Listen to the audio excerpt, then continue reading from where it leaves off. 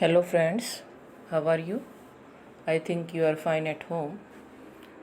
Today we are discussing class 10th chapter 5th Footprints Without Fate, and especially we are discussing its summary of this chapter. Students, we have read the chapter Footprints Without Fate, and as it clear from its name, from its title, the chapter is very chapter's title is very apt.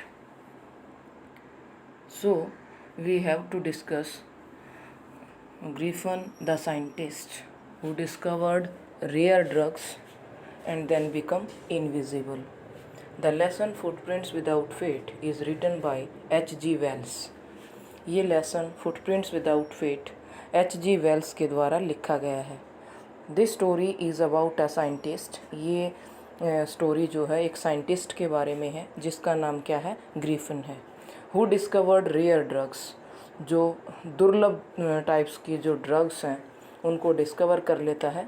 And this drugs could make him invisible, और यही जो drugs हैं उसको invisible बनाती हैं. He could see everybody, वो हर एक व्यक्ति को देख सकता है. But nobody could see him, लेकिन कोई भी व्यक्ति उसको नहीं देख सकता.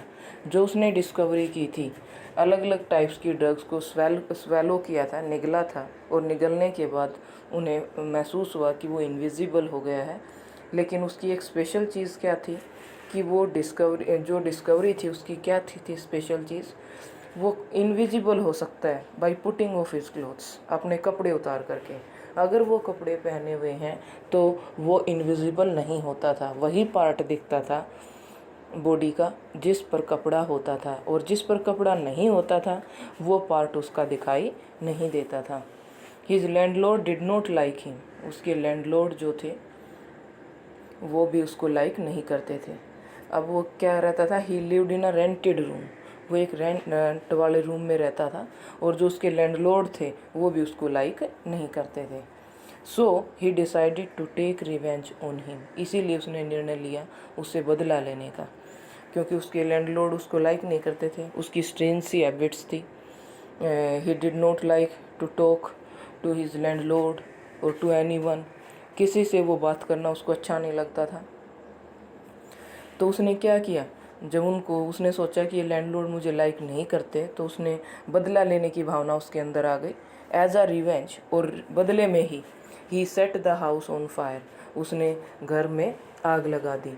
Once he became a homeless wanderer, और क्या बन गया, बेघर घुमक्कड़ बन गया, क्योंकि उसको घर से कोई लेना देना नहीं था.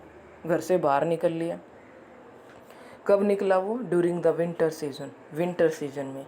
But it is not possible to move outside without clothes, लेकिन ये पॉसिबल नहीं था कि वो मूव करे बिना कपड़ों के. क्यों, ठंड बहुत ज़्यादा थी और बाहर घूमना बहुत मुश्किल था. ड्यू टू कोल्ड के कारण he went to a store, वो एक स्टोर पे गया. He took meat, sweets and wine from the store, उसने वो एक स्टोर पे गया और स्टोर से उसने क्या लिया, मीट लिया, स्वीट कुछ मिठाइयाँ और वाइन, और उसने कुछ शराब ली जिस स्टोर से ही. देन ही स्लेप्ट, और वो उन्होंने अपने आप को मीन्स क्या है कि उन्होंने अपने आप को पूरी हीट दी, गरम गरम चीज़ें खाई. और then he slept on the pile of quilts, फिर वो रजाइयों के ढेर पे सो गया. पाइल ऑफ क्विल्ट्स क्या होता है, रजाइयों का ढेर. तो वो रजाइयों के ढेर पे सो गया, अपने आप को पूरा गर्म करके, और रजाइयों के ढेर पे सो गया. नेक्स्ट मॉर्निंग, अगली मॉर्निंग को क्या होता है, ही did not wake up in time, अगली मॉर्निंग को वो टाइम पे नहीं उठा, क्योंकि वो तो स्टोर था और स्टोर टाइम पे खुलना भी था और ओपन भी होता था, क्लोज भी होता था. तो उसका ओपन होने का टाइम हो गया अर्ली मॉर्निंग में, और वो ग्रीफन जो है वो टाइम पे नहीं उठा. The shop assistant arrived and saw him, shop assistant आते हैं एंड saw him, और उसने उनसे देखा. Now Griffin took off his clothes, अब ग्रीफन ने क्या किया, अपने कपड़े उतारे, क्योंकि अब उसके पास और कोई ऑप्शन था ही नहीं वहाँ से भागने का. और उसने सोचा कि अब मैं वैसे भागूंगा तो मैं पकड़ा जाऊंगा, तो उन्होंने अपने कपड़ों को उतारना शुरू कर दिया एक एक करके, एंड बिकम इनविजिबल अगेन, और दोबारा से फिर इनविजिबल हो जाते हैं। जहाँ कहीं भी वो फंस जाता है यही काम करता है, अपने कपड़ों को उतार के और वहाँ से बच निकलता है। उसके बाद क्या करता है वो, then he entered the shop of theatrical company, फिर एक थिएटर की कंपनी में वो एंटर करता है। ही वोर डार्क ग्लासेस, और वहाँ पर उसने डार्क से गहरे ब्लैक कलर के ग्लासेस उसने लगाए। फाल्ज नोस, नकली नाक लगाया।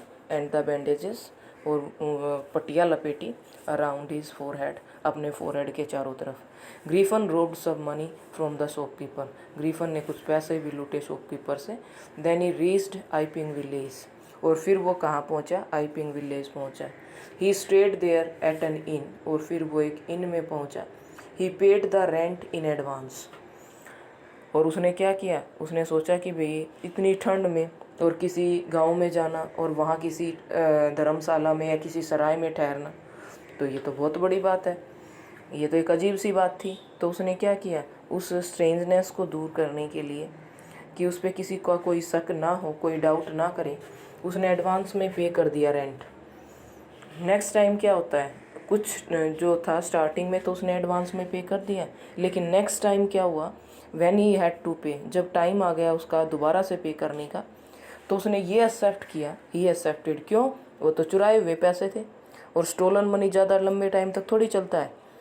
ही accepted that he had no ready cash, फिर उसने एक्सेप्ट किया कि भाई मेरे पास अभी कोई कैश रेडी नहीं है। The next day money from the house of clergy man was missing, अगले दिन क्लर्जी मैन के घर से जो पैसा था वो मिसिंग मिला, गायब मिला।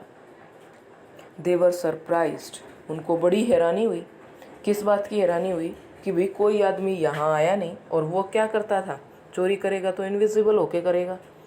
दे वर सरप्राइज्ड, उनको बड़ी हैरानी हुई। फाइंडिंग द मनी मिसिंग, पैसे को मिसिंग देख करके, मनी को मिसिंग देख करके उनके पैसे गायब मिले, इस बात से उनको बड़ी हैरानी हुई। Because they had not seen anybody coming, क्योंकि उन्होंने किसी को नहीं देखा था आते हुए। आफ्टर सम टाइम, कुछ समय के बाद क्या होता है, the landlord and his wife found the scientist door wide open, कुछ दिनों के बाद क्या होता है कि साइंटिस्ट का दरवाज़ा ओपन मिलता है, और इट ऑलवेज शट, लेकिन वैसे तो वो दरवाज़ा हमेशा बंद होता था, और उसी दिन उसको ओपन मिला। तो ये बड़ी अजीब बात थी कि हमेशा बंद होता था लेकिन उस दिन ओपन था। सडनली, और अचानक से क्या हुआ, फिर वो लैंडलॉर्ड और उसके जो वाइफ थी वो अंदर गए और उन्होंने देखा, लेकिन अचानक से सडनली अ चेयर जंप्ड, एक चेयर ने जंप किया, चेयर अपने आप उछली एंड चार्ज्ड, और उसने चार्ज किया उस पर at clergyman's wife, clergyman की वाइफ को लगनी शुरू हो गई। द कपल वॉज अफ्रेड, वो जो हस्बैंड वाइफ थे दोनों डर गए थे। द नेबर्स गैदर्ड देयर, और वहाँ आस पड़ोस जो था इकट्ठा हो गया था ये इवेंट्स देख करके कि क्या कुछ हो रहा है, चेयर अपने आप उछल रही है, ऐसा लग रहा है जैसे वो जो फर्नीचर था उसमें जो घोस्ट है वो सोल उसमें आ गई है, वो आत्मा उनके अंदर आ गई है, भूतई आत्मा उसके अंदर प्रवेश कर गई है। दे थॉट, उन्होंने ये भी सोचा, that Griffin was responsible for all that, उन्होंने सोचा कि इन सब के लिए ये जो अभी किराए पे रह रहा है ग्रीफन, ये रिस्पॉन्सिबल है, उसने ये भी सोचा। ए पुलिसमैन, उसके लिए उन्होंने क्या किया, फिर पुलिसमैन को बुलवाया। A policeman named Jaffers was called, एक पुलिसमैन को बुलाया गया जिसका नाम क्या था, जाफर्स, उनको बुलाया गया। Then a strange fight took place between Griffin and the policeman, और एक अजीब तरह की भिड़ंत होती है, दोनों में फाइटिंग होती है, ग्रीफन में और पुलिसमैन में। Griffin became invisible, Griffin invisible हो जाता है, एंड द पुलिसमैन कैसे इनविजिबल हो गया, बाय रिमूविंग हिज क्लोथ्स, अपने कपड़ों को उतार करके। Now it was responsible to catch a headless man, और अब वो बड़ा इम्पॉसिबल था उनके लिए to catch a headless man, क्योंकि उसने बिना सिर का आदमी, ऊपर से अपनी जो सेटिंग करी हुई थी कपड़ों की, बैंडेजेस की, वो चीज़ें, ये सब कुछ उसने उतार दिया था, तो वो एक हेडलेस आदमी बन गया था, बिना सिर का आदमी बन गया था। At last Griffin hit the policeman. Last में ग्रीफन ने पुलिसमैन को हिट किया, क्योंकि ये नहीं पता था कि ये जो फाइटिंग हो रही है वो किस साइड से हो रही है, कहाँ से लग रहे हैं। वो तो इनविजिबल था, सिर्फ उसको मार पड़ रही थी पुलिसमैन को। ही गोट फ्री। इस तरह से ग्रीफन ने अपने आप को फ्री करवा लिया एंड रन अवे, और भाग गए। और इस ढंग से वो भाग जाता है। तो स्टूडेंट्स, ये थी समरी, और I hope you like this video and you fully understand through this video the summary of this chapter. So thank you and don't forget to subscribe the channel. जिन बच्चों ने चैनल सब्सक्राइब नहीं किया है तो वो subscribe ज़रूर करेंगे, ताकि आने वाली जो वीडियोस का नोटिफिकेशन है वो आपको मिल सके और आप वीडियोस को पहले देख सको। Thank you again.